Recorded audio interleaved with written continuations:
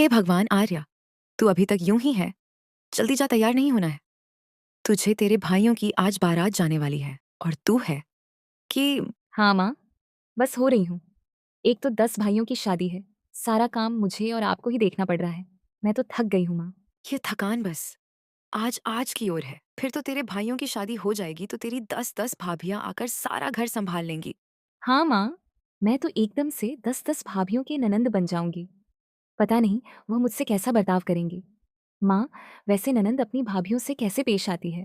तुझे इसकी चिंता करने की जरूरत नहीं है। बस जैसी तू है वैसी ही रहना। अच्छा, अब यह सब छोड़, जल्दी से तैयार हो जा। अरे नहीं, यह तो पार्लर वाली भी चली गई है, वरना उसी से बोलकर तुझे तैयार करवा देती। चल जल्दी से आ, मैं तुझे तैयार करती हूँ। आर्या की माँ कमला उसे हाथ पकड़कर ले गई और आर्या को लहंगा चोली पहनाकर उसके भाइयों की शादी के लिए तैयार किया। आर्या उस लहंगे चोली में बहुत सुंदर लग रही थी। तैयार होकर नन्ही आर्या अपनी माँ के साथ अपने भाइयों की बारात लेकर चली गई और अपनी 10-10 भाभियों को घर ले आई। घर आकर आर्या ने ही उनका गृह प्रवेश करवाया। माँ, अपनी भाभियों का मैं गृह प्रवेश करवाऊंगी। प्लीज माँ, प्लीज। अच्छा ठीक है, जैसे जैसे मैं बोलूं वैसे वैसे ही करना। आर्या ने अपने छोटे छोटे हाथों से आरती की थाली पकड़ी और अपनी भाभियों का गृह प्रवेश करवाया। आर्या को देखकर उसकी 10 की 10 भाभियां बहुत ज्यादा खुश हो रही थी। घर के अंदर आने के बाद आर्या ने अपनी सभी भाभियों से बैठकर बातें की। आर्या, तुम हमारी इकलौती ननंद हो। हाँ, मैं आपकी इकलौती ननंद हूँ और आपको मेरी सभी बातें माननी होंगी। बिल्कुल क्यूटी पाई, तुम कितनी प्यारी हो आर्या। अच्छा, हमें अपने बारे में कुछ बताओ कि तुम्हें क्या पसंद है और क्या नहीं। हाँ, जरूर भाभी। आपको पता है, शादी की तैयारी में मैं और माँ दोनों बहुत थक गए, इसलिए मुझे घर के काम करना बिल्कुल पसंद नहीं है। हाँ, लेकिन मुझे खाना खाना बहुत पसंद है। आपको क्या क्या पसंद है? आर्या की बातों पर 10 की 10 भाभियां मुस्कुरा रही थी। उन्हें उस पर बहुत प्यार आ रहा था। ऐसे ही एक दिन बीत गया और आज 10 की 10 बहुओं की पहली रसोई थी।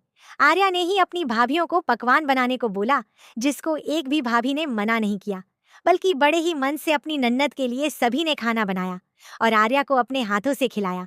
ऐसे ही देखते समय बीतने लगा और साल गुजर गए। अब आर्या 20 साल की हो चुकी थी। साथ ही वह अपनी भाभियों की आज भी चहेती ननंद ही थी। 10 भाभियां उसका बिल्कुल अपनी बेटी की तरह ख्याल रखती थीं। भाभी, मेरा कॉलेज का बैग कहाँ है? ये लो आर्या, मैंने इसमें आज के टाइम टेबल की सारी किताबें भी रख दिया है। शुक्रिया पूजा भाभी। आर्या, जल्दी से नाश्ता करो। देखो, मैंने तुम्हारी पसंद के पैनकेक्स बना दिए हैं। अरे वाह! पैनकेक्स आर्या नाश्ता करने को बैठी तो पीछे से उसकी सबसे बड़ी भाभी काव्या आई और उसके बाल काटने लगी। मैंने मना किया था ना कि गीले बालों से मत सोना, इस तरह बाल खराब हो जाते हैं। भाभी, मुझे ना नींद बहुत आ रही थी तो मैं इन्हें सुखाना भूल गई। अब कॉलेज से आने के बाद इनमें तेल लगवा लेना। चलो, बाल भी बन गए हैं। चलो भाभी, बहुत हो गया खाना पना। अब मैं चलती हूँ। आर्या के सभी काम हो चुके के थे। अंत में उसकी भाभी रसोई से निकल कर आई। अरे आर्या, ये लो टिफिन, मैंने तुम्हारी मनपसंद पास्ता बनाया है। अरे वाह, पास्ता! शुक्रिया भाभी। भाभी, कल तो आप मेरे लिए लंच में स्प्रिंग रोल्स बनाना, ठीक है? 10 की 10 भाभियों ने आर्या को उसके कॉलेज के लिए रेडी किया था। अंत में आर्या ने अपना बैग कंधों पर डाला और अपनी माँ का आशीर्वाद लेकर वह घर से निकल गई। 10 की 10 भाभियां भी घर के कामों में लग गईं और 10 लोगों ने मिलकर घंटों का काम मिनटों में निपटा दिया। वाह, मेरी तो 10 की 10 बहुएं ही सर्वगुण संपन्न हैं। जितना ख्याल मेरी बेटी का रखती है, उतनी ही अव्वल घर के कामों में भी है। मुझे तुम्हारे ऊपर नाज है बहुओं। कमला की बात सुनकर सभी बहुएं मुस्कुराने लगी। वह आर्या का एक माँ से भी बढ़कर ख्याल रखती थी। उन्हें उसकी पसंद, नापसंद, अच्छाई बुराई हर चीज का पता था। एक दिन सोनम और प्रिया बाजार आई हुई थी तो उन्होंने एक बहुत ही सुंदर लहंगा देखा। देखो तो जरा प्रिया, कितना कितना सुंदर लहंगा है। ये आर्या के ऊपर कितना अच्छा लगेगा ना? अच्छा तो लगेगा, लेकिन ये रंग आर्या को जरा सा भी पसंद नहीं है। वही तो, वो तो गुलाबी रंग के नाम से भी चिढ़ जाती है। चलो भाभी, इन सबको देखने से अच्छा है कि हम आर्या के लिए लड्डू और जलेबी लेते चले। ठीक कहा, ये चीजें उसे उतना नहीं लुभाती हैं जितना कि लड्डू और जलेबी उसे पसंद है। दोनों भाभियों ने आर्या के लिए हलवाई से लड्डू और जलेबी खरीद ली और घर जाकर वो आर्या को दे दी। वाह वाह, आज मेरा मन यही दोनों चीजें खाने को हो रहा था। आपको कैसे पता चला? बस चल गया।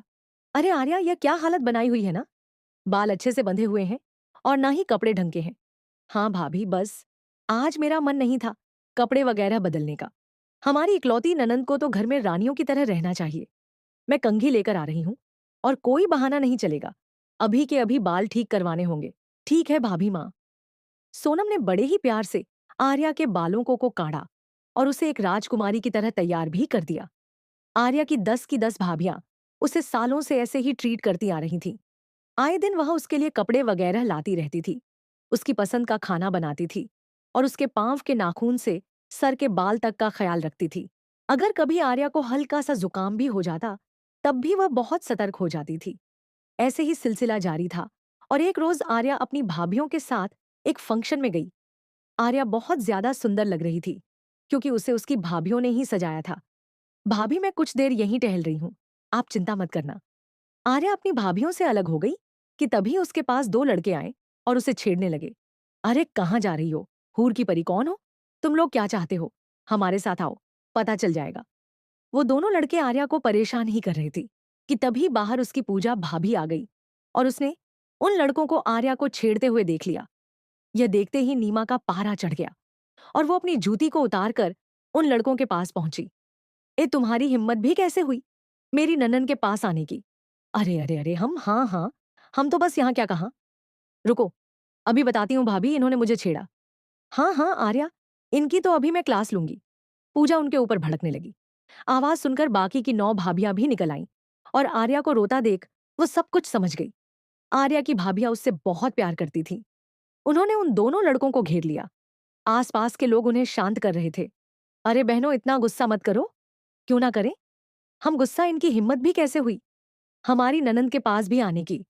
अरे बहन जी, हमें माफ कर दो, हमसे गलती हो गई। आइंदा यह हरकत दोबारा नहीं होगी। वो दोनों लड़के हाथ जोड़कर माफी मांगने लगे। 10 भाभियां गुस्से में तो बहुत थी, लेकिन उन्होंने उनके एक एक चमाटर कर वहां से उन्हें भगा दिया। 10 की 10 भाभियां अपनी ननंद के लिए हमेशा खड़ी हुई थी और आज की घटना ने तो यह साबित भी कर दिया था कि उन्हें उससे कितना प्यार था। सभी भाभियां आर्या को घर ले आई और उसको वह सब बुलाने के लिए उन्होंने उसकी पसंद का खाना बनाया। आर्या ने वह खाना खाया और अपनी भाभियों को शुक्रिया कहा। शुक्रिया भाभी, मुझसे इतना प्यार करने के लिए। आर्या की बात सुनकर सभी भाभियां उससे लिपट गई। यह सब कुछ देखकर कमला की आंखों में आंसू छलक गए। आर्या बड़ी होती जा रही थी। जब तक उसकी शादी नहीं हुई, उसकी भाभियों ने उसे अपनी बेटी से भी बढ़कर पाला और फिर अच्छा लड़का देखकर उन्होंने उसकी शादी कर दी। आर्या की शादी के बाद भी वह सब उसे बहुत याद करती थी और जब भी वह मायके आती, उसे कोई कमी महसूस नहीं होने देती थी। यह था 10 भाभियों का अपनी इकलौती ननन के लिए प्यार, जो हमेशा एक जैसा था। दोस्तों, क्या आपके घर में भी इकलौती ननंद या आर्या की ही तरह प्यार देने वाली भाभियां हैं? और इस कहानी से आपको उनकी याद आई या नहीं? हमें कमेंट बॉक्स में बताना ना भूलें।